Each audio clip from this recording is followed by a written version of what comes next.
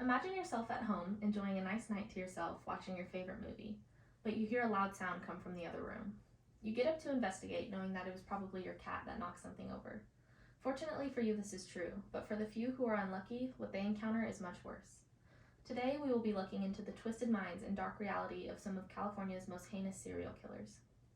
Many of us experience the feeling of nervousness when walking alone on the street at night, staying home alone, or speaking with strangers. This feeling can be attributed to the men like the ones you will learn about today. My interest in the category of true crime and criminal psychology began in a high school forensics class, and ever since then I've continued to be fascinated with this unsettling topic. Today you will learn about 3 Californian serial killers: Randy Stephen Kraft, Richard Ramirez, and Cary Stayner. Randy Stephen Kraft, also known as the Scorecard Killer, was an active serial killer in 1972 to 1983. He was born in Long Beach, California, and was the youngest of 4 children. He lived a relatively normal childhood, except for the fact that he hid his homosexuality from his family and peers from grade school up until his time in the U.S. Air Force.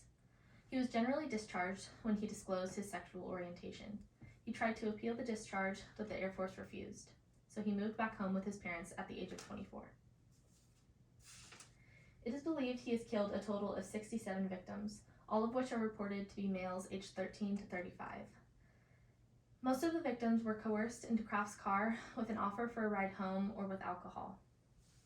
The victims were tied up, sexually abused, strangled, and in many cases were tortured with burns from a cigarette lighter. Many of the victims were also found to be dismembered.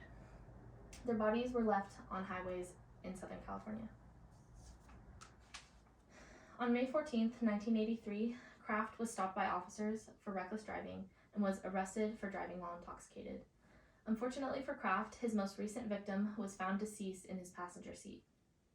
Upon further search of Kraft's car, they found an envelope containing over 50 photos of young men in lewd poses, and in the trunk they found a list of 61 handwritten notations.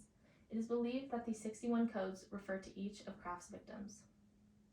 Kraft was found guilty on May 12, 1989, and was charged with 16 counts of murder, 1 count of emasculation, and 1 count of sodomy. To this day, he denies any responsibility for the murders and is currently on death row at San Quentin. While Kraft seemed to have a normal childhood, with no identifiable reason for his horrible actions, the next man had a history that could have led him to be the killer he was.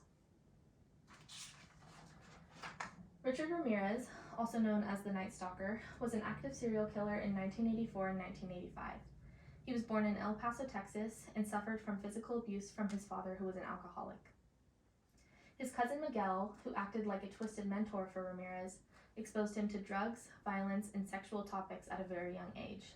On one instance, Miguel showed him photos from his time as a soldier in the Vietnam War, which showed him with mutilated, post-mortem Vietnamese women.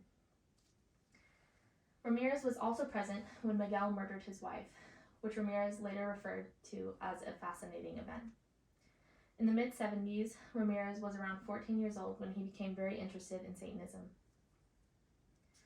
With the exception of his first murder, Ramirez's homicides were comprised of him breaking and entering people's homes at night and killing them.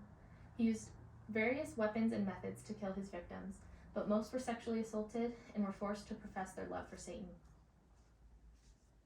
His identity was finally made public by a victim who was able to escape, which caused mass attention all over the state of California. In a desperate attempt to flee, he tried to carjack a Mustang, but was apprehended by an angry resident. Over 10 residents came together, chased him down, and beat him up. Police finally arrived and took him into custody. He was found guilty on September 20th, 1989, and was charged with 13 counts of murder, 5 counts of attempted murder, 11 counts of sexual assault, and 14 counts of burglary. He was sent to San Quentin, and after 23 years on death row, he died of lymphoma in 2013. Ramirez is a good example for why we need to protect children from seeing things they cannot handle at a young age, and the next killer is no different.